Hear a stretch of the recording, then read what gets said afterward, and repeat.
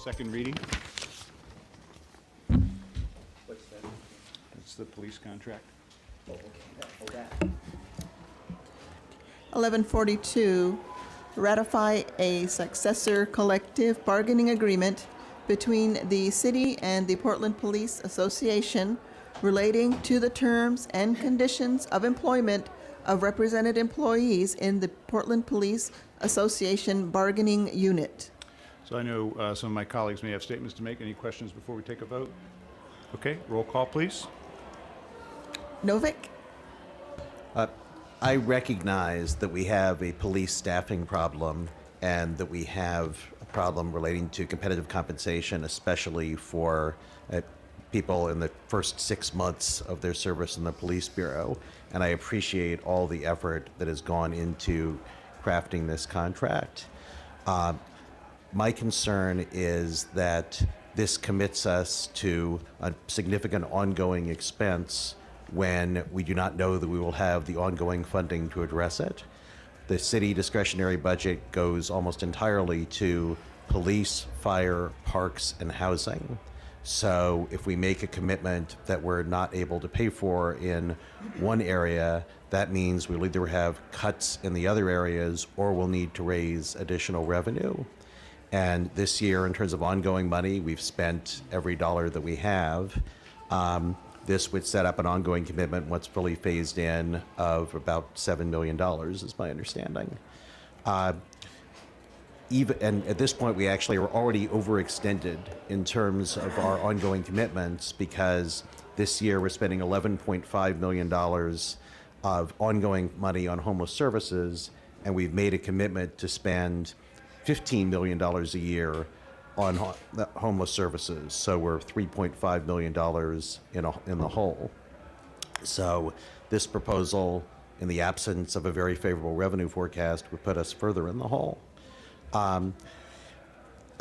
Sometimes it may not be practical to know exactly how you're going to pay for a new commitment, but in those cases, at least I'd want to be in a position to tell the public how difficult it might be to pay for that new commitment. Here, one problem we have is that we haven't seen the revenue forecast for the next year yet. That comes later in the year. We don't know whether the proposed marijuana tax is going to pass. We would have a much better idea of our fiscal position in several weeks than we do now.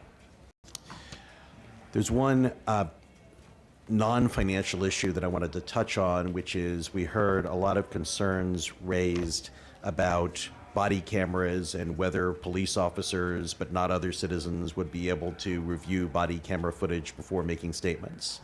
The mayor and the city attorney's office have made it quite clear that this contract does not commit us to any particular body camera policy, although it does commit us to bargaining over body camera policies. A commitment that I want to make is that if at some point through bargaining or otherwise, the city adopts a policy of allowing police officers to review body camera footage before making statements, then that same privilege should be extended to other people involved in the incident, whether they be suspects or witnesses or other witnesses who might be asked to make statements, because I think it would be a very unfortunate dynamic if the officers were able to review footage before making statements and the other citizens involved are not, because although there's always problems in eyewitness testimony, people's memories, particularly in stressful situations, are not perfect. And if you set up a situation where one party is able to review footage and the other is not, then in subsequent proceedings, one party will look more credible than the other, even if there is no intent on the part of the person who looks less credible to deceive. So that's, a commitment I want to make on any future policy discussion we have on this issue.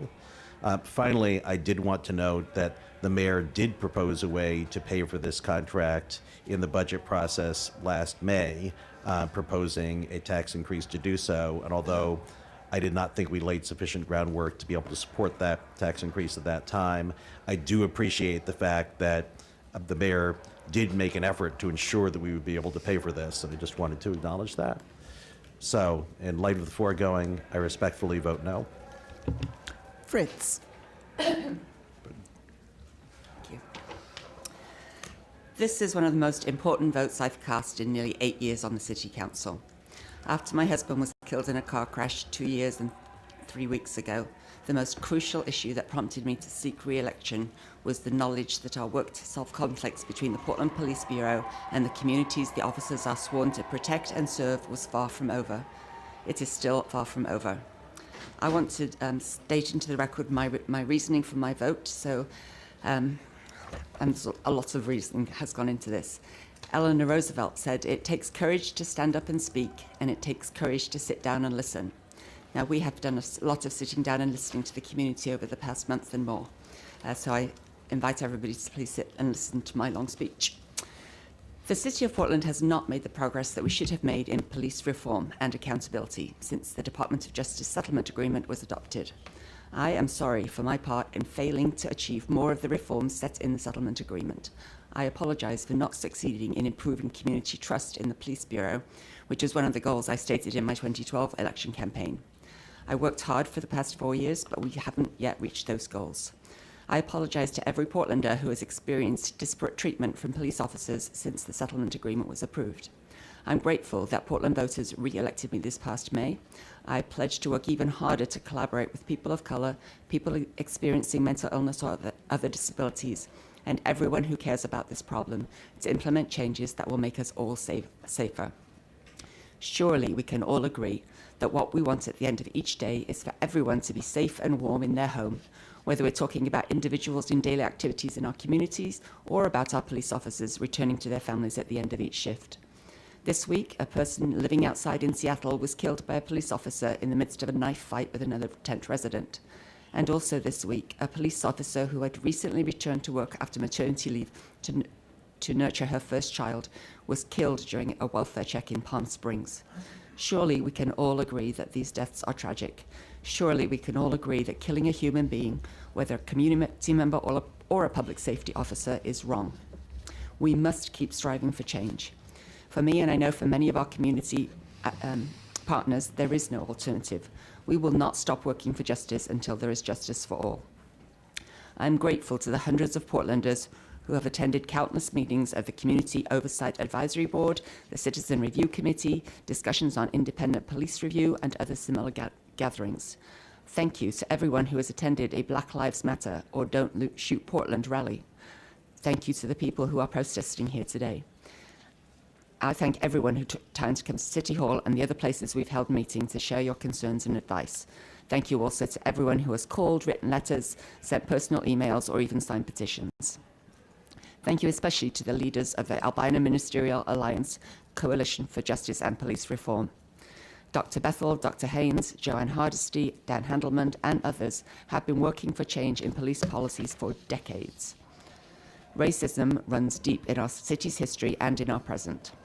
The Albino Ministerial Alliance has showed dignified leadership, continuously advocating for justice over decades and generations.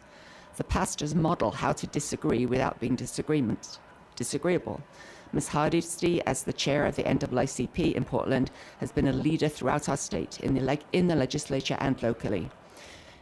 You speak your truth and you hold me and other elected officials accountable for results. Thank you. I also thank Debbie Iona of the League of Women Voters Portland and Darlene Lemley, Carol Cushman, and other League members who have attended countless meetings and sent numerous thoughtful letters on police accountability. TJ Browning, Rochelle Silver, and many others join the ranks of white allies who have volunteered on boards and commission and in community processes as advocates for accountability. I have read all your memoranda. I respect your integrity. I thank you for educating me. I must also acknowledge Teresa Rayford. I first met Teresa when she was running for my seat on the City Council in 2012. Portland has failed Teresa and her family over and over, but Teresa has not given up on Portland. In 1981, which is not that long for somebody of my age, not long ago, Portland police officers threw dead possums on the steps of the Burger Barn, her grandfather's business. The officers who did that vile act were reinstated by an arbitrator after Commissioner Charles Jordan fired them. Teresa's nephew and cousin died by gunfire on Portland Street. I'll say it again. Portland has failed Teresa over and over, but Teresa has not given up on Portland. She was arrested and went to trial for disorderly conduct at a Don't Shoot Portland rally, and she was vindicated. She won one back. She doesn't abide by the rules for community engagement. She doesn't just, this sentence that I wrote at 3 o'clock this morning does not make sense, so I'll skip it. Teresa, I will forever remember your testimony on the council agenda item reviewing the purchase of a bridge crane. You conveyed the sorrows and hopes of many Black Portlanders in the few minutes you were given to speak on that topic, tying in public process with community advocacy. You are a warrior for justice, a leader for our community, especially for younger Portlanders and communities of colour. Thank you for continuing to insist on the pursuit of justice. Obviously, the easiest path for me today would be to vote no. I received dozens of emails, letters and phone calls urging me to wait to let the new mayor address the contract.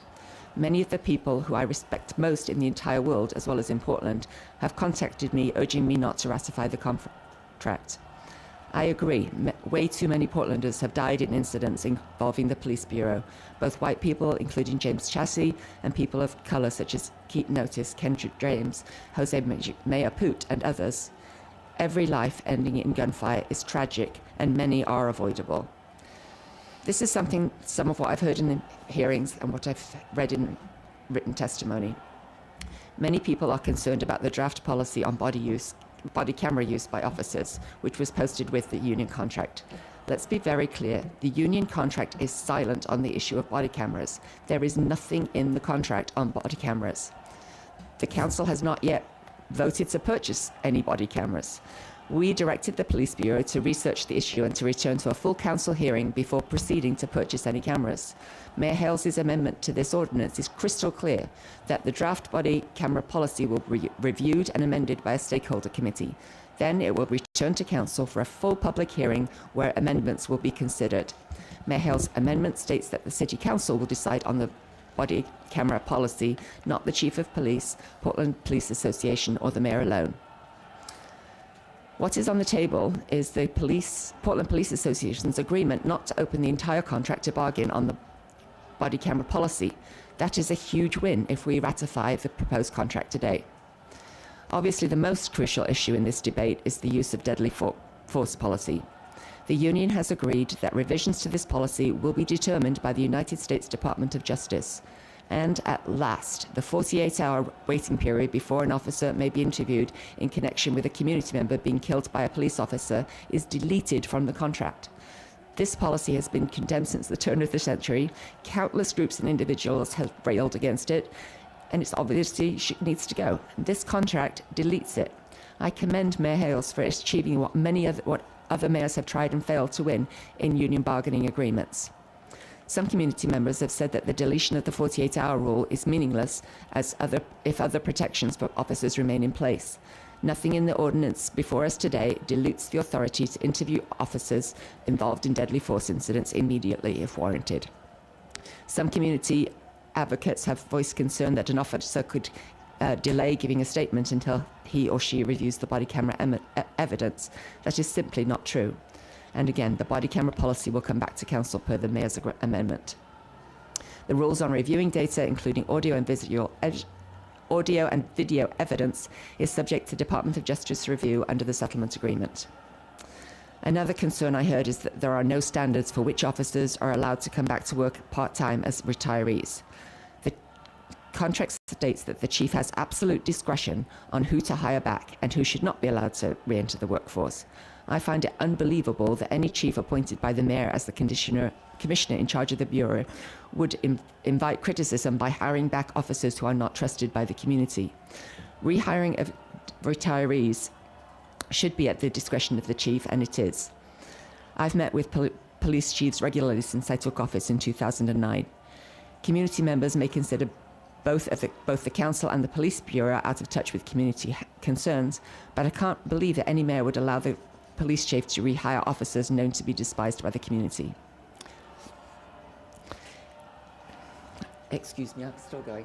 That's fine.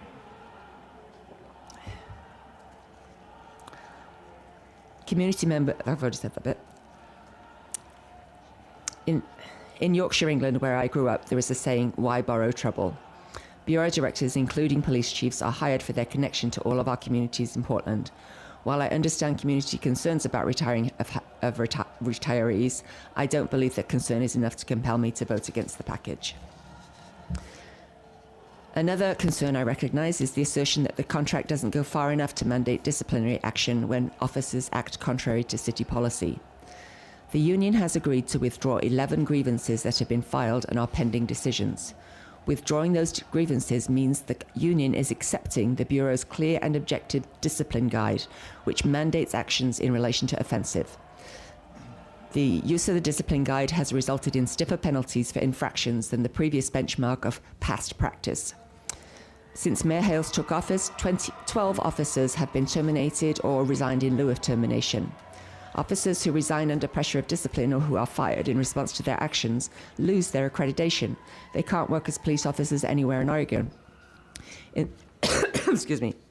And in the cases where the arbitrator has ruled that the city must continue to employ an officer who the chief and the mayor have filed, those officers are now assigned to work where they will never interact with the community on the streets. The acceptance of the discipline guide by the union is a significant win for our community and the police commissioner, Mayor Hales. And the discipline guide is not part of the contract. If the police chief, mayor, council or community members want to change it, that can be done administratively rather than being bargained in contract negotiations. Arbitrators have ruled in favour of the Portland Police Association's contract multiple times on multiple issues. Many community members recognise this and would like to see the contract changed to send conflicts to the Civil Service Board rather than the arbitration process. I share that desire. This is one issue on which I agree we didn't get everything that we wanted. Should we reject the whole package due to not prevailing on that issue? In union negotiations, the final decisions are never all on one side or the other. The final package before the council today reflects that reality. The agreement recognises that changes to the independent police review process and citizens review committees' hearings to consider appeals to the IPR are pending. It recognises the role of the US Department of Justice on those processes. It continues to recognise that I agree with community concerns about this section of the contract, and I will continue to advocate to address those concerns when the independently elected city auditor decides to move forward with her reform package. I don't see a compelling argument to delay contract ratification on that issue. So in summary, there are several sections of the contract in which I share community concerns. There are several sections of the tentative agreement on which I believe community concerns are misinformed. And there are some where I believe the contract addresses the concerns and give the council and the community long-held wins. So the question I've asked myself over the past month is, why do this now? Why not support the position of community advocates who unite in asking the council to delay their decision on the contract till Mayor Wheeler takes the leadership helm of our city? So the core question is, what is the cost of voting to approve this contract or not? And I'm not talking about the cost in dollars. Council was clear this spring when Mayor Hales proposed the surcharge on the business income tax to pay for the 4% raises for all officers. And along with other commissioners, I assessed the monetary bill of over $9 million in ongoing resources too high when we weren't also buying changes to the contract. Now, the bill is around $6 million, with significant concessions from the police union on crucial issues such as I've just described. We are buying the elimination of the 48-hour rule, agreement that the body camera policy and other Department of Justice mandated reforms are not subject to bargaining, and dismissal of 11 grievances, some of which could cost the city millions if arbitration rules in the union's favour. But this is about more than the dollars and the contract and the ordinance language. Local activists have seized on the contract as an issue that relates to the broader community concern about justice in relation to police officers' actions in our city. The fundamental question is, what are the costs for our community in either accepting or rejecting this package? Not the dollar costs, but the people costs. Who will suffer if this contract is not ratified today?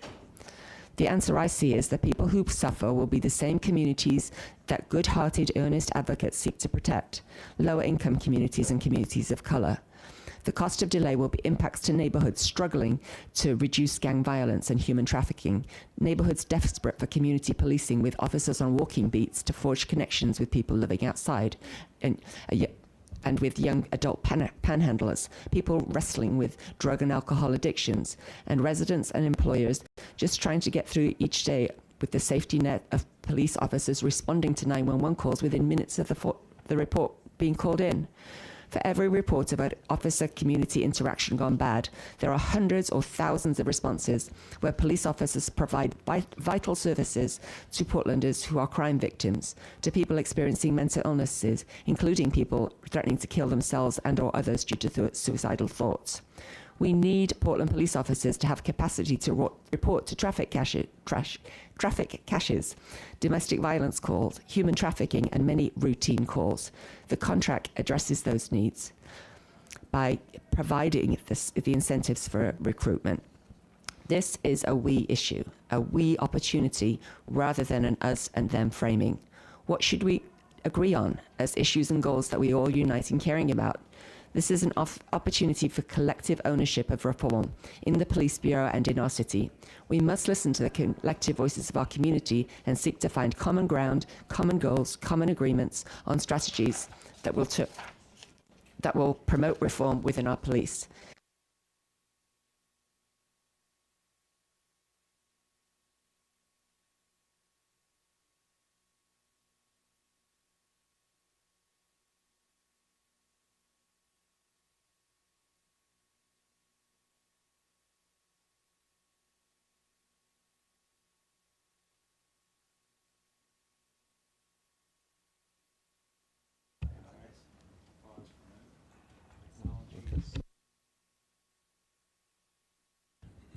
That seems to be working.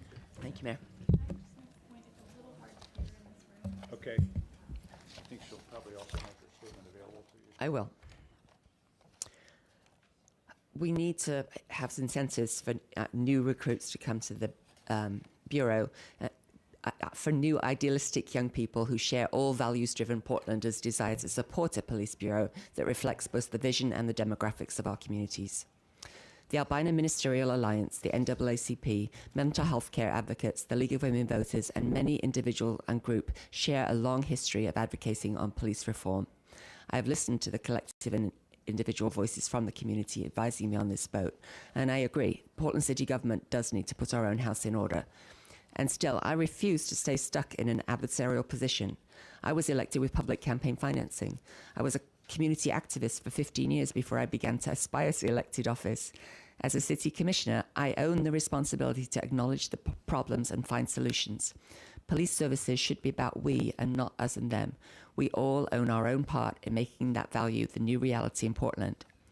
So considering all of that, today I'm voting based on the cost of delay and the cost of ratification, the people costs, the community safety costs, the long-term public good costs. Of the two choices, approve or reject, in my assessment, the cost of delay is more compelling and daunting. We already have 65 vacancies in the Police Bureau, with 21 more officers due to retire just this month. If we don't ratify the contract with its agreement on recruitment incentives, we will likely be short 150 officers by the end of the fiscal year next June. It is a sad fact that we are not allowed to give recruitment and entry-level benefits without the consent of the union in opening the contract and agreeing to the package of pay raises for all officers. I am a proud dues-paying union member of the Oregon Nurses Association still. I understand why union contracts matter and why workers deserve due process when bargaining on contracts. In return for the investments we will be making in the Portland Police Association union contract, we are buying very significant concessions, deleting the 48-hour rule, dismissing 11 grievances, and setting parameters for compliance with the Department of Justice settlement agreement. Thank you to the bargaining skills of Human Resources Director Anna Canwit, with the support of Mayor Hales, for achieving these improvements. I've visited 30 of Portland's 95 neighborhoods in the past couple of months, giving information about how the ballot measures we'll vote on in November affect Portlanders. Everywhere I go, community members are asking why their neighborhood doesn't get needed police attention.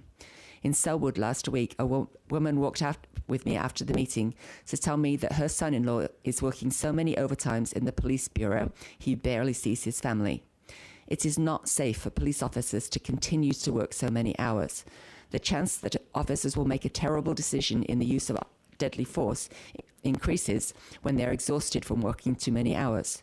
I know I was a registered nurse before I got an election into the county. I know I was less safe in my work environment when I was sleep deprived and stressed out. That reality is one of the true costs of the question on whether to delay or implement this contract. I want every neighbour in Portland to receive prompt attention when they call 911 requesting intervention by a police officer.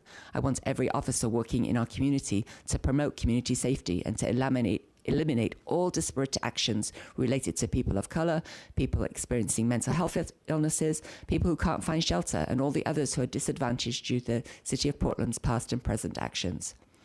I recognise that on this vote, I'm saying no to almost everyone who has contacted me on this issue and people that I love and value as my core supporters. Eleanor Roosevelt also said, "Do what you believe in your heart is right, for you will be criticised anyway." Having considered all input, I believe in my heart that this vote is right. Aye. Fish. Mayor Hales, at a moment like this, politicians usually say something like, "That's a tough act to follow." I'll simply say it's an honor to follow Commissioner Fritz and to state my comments for the record. And because of the circumstances in which we find ourselves today, I have posted my statement on my website for those that would like to read along. And I will read it because I took time to craft these words and I want to get it right. Colleagues, let's start with something we can all agree on this morning.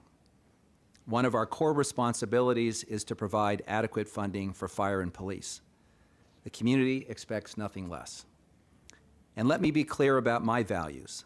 The important work of police reform and accountability is essential to maintaining public trust and is a core responsibility of this council. The people we serve expect us to invest in public safety. What does that mean? It means a prompt response to a 911 call, a firefighter in an ambulance when needed, and a personal relationship with a cop, which is the heart of community policing. And that explains why, during good times and bad, this council has worked hard to protect public safety from budget cuts. The debate over this proposed police contract has been charged. And I've spent a lot of time listening to testimony, reading emails, and getting input from trusted friends and community leaders like Avell Gordley, Dr. T. Allen Bethel, and Speaker Tina Kotek. They remind me that there is history in our community to be accounted for. There are lingering trust issues, and there are unfulfilled promises of justice and reform. During my service on this council, I have been proud to support important reforms and accountability measures. This includes the Department of Justice settlement, the discipline of officers who've engaged in misconduct, a new police training facility, and proposals to reform the independent police review process. Not long ago, I spent the night on patrol with officers from the Gang Enforcement Unit. I saw firsthand their professionalism and dedication. They did the right thing under very difficult circumstances. But they can't do their job if we don't support them. The challenge before us is a staffing shortage that is reaching crisis proportions. 911 response times are now 6 minutes or longer, putting all Portlanders at risk. Chief Marshman reports that officers cannot follow up on some 911 calls, such as thefts with no suspects, because they are responding to 35% more calls than 4 years ago. We have a shortage of 65 officers and 20 more vacancies to come this month, and the trend only gets worse. Over the next 5 years, the Police Bureau anticipates nearly 400 retirements. To address this problem, there are proposals on the table to cannibalize specialty units like Gang Enforcement and Domestic Violence Reduction Unit to get more officers on the streets. This would do violence to the spirit and the letter of community policing. It's unacceptable to me and to the people who depend on these important services. The proposed contract isn't perfect, but as Commissioner Fritz notes, it makes progress in a number of key areas. Addressing the acute staffing shortage, making Portland police salaries more competitive to help us recruit and retain qualified officers, advancing our reform agenda by removing the 48-hour rule, affirming the city's right to discipline officers who engage in misconduct. The proposed agreement is also significant for what is not in it. As the mayor's amendment makes clear, it does not establish a policy on body cameras, which must be negotiated separately and then brought back to council for a public hearing and vote. 3 final observations. First, I have reviewed Ted Wheeler's 10-point plan for police reform. This contract addresses a number of the concerns he raises, while other issues can be addressed through council or executive action. Second, if we are to make this investment in new officers and retaining experienced officers, we must seize this moment to advance our equity and diversity goals. At my request, the mayor has pledged to hold a work session in November to outline his plan and Chief Marshman's plan for making our police force more representative of the people they serve. And finally, some have questioned the cost of this agreement. I am more concerned about the cost of doing nothing. The alternative to approving this contract is unacceptable to me.